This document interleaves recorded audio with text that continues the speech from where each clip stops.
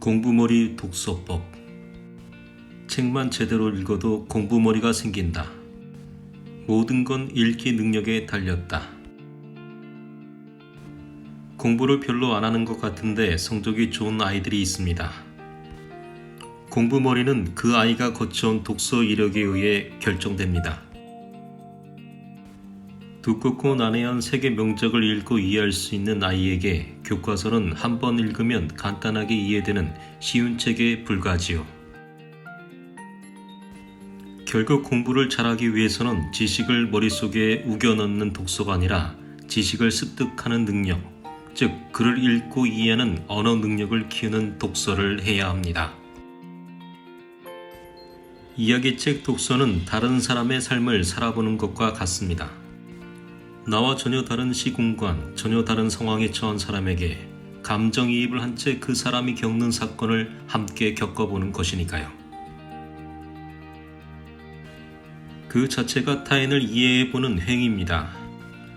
공부의 문제를 넘어 사람을 이해하는 능력이 살아가는데 얼마나 중요한지는 굳이 말씀드릴 필요가 없을 겁니다. 성공적인 학교생활과 사회생활의 기본은 인간관계니까요. 아참, 가정생활마저도 그러네요. 헬스 트레이닝에도 바른 자세와 방법이 있듯 독서에도 바른 자세와 방법이 있습니다. 일단 대원칙은 생각을 많이 할수록 좋은 독서라는 것입니다. 속독이 나쁜 독서법인 이유는 생각할 틈이 없기 때문입니다. 실제로 속독 습관이 있는 아이들은 아무리 책을 많이 읽어도 언어 능력 평가 점수가 오르지 않습니다. 정말 놀라울 정도로 꿈쩍하지 않죠. 책을 읽을 때 발생하는 생각과 감정의 덩어리가 크고 두터울수록 독서의 효과도 커집니다. 그러려면 능동적인 독서를 해야 합니다. 재미없는 책을 읽으면서 능동적일 수 있는 사람은 없습니다. 꾸역꾸역이라도 끝까지 읽는 게 용하죠. 재미있다는 것 자체가 능동적인 독서를 하고 있다는 신호입니다.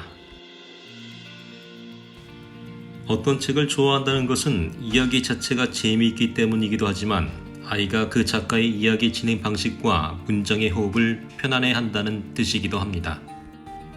그 작가의 다른 책도 좋아할 확률이 높습니다.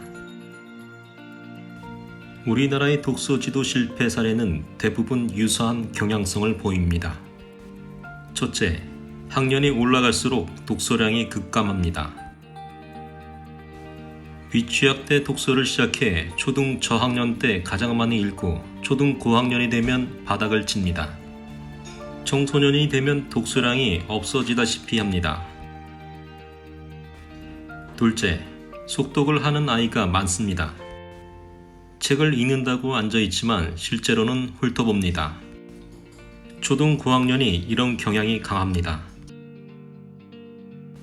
셋째, 아이가 읽을 책을 부모님께서 선택하시는 경우가 많습니다.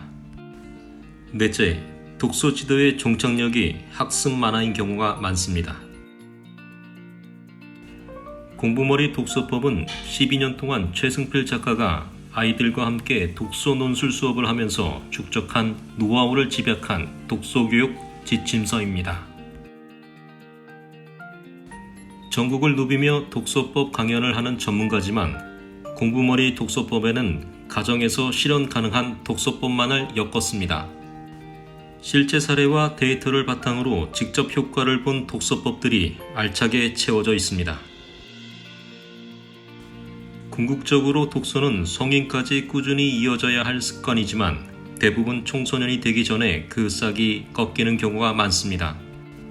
아이에게도 부모에게도 독서 교육은 풀코스 마라톤처럼 오랜 시간 어렵게 달려야 하는 문제로 느껴지기 때문입니다.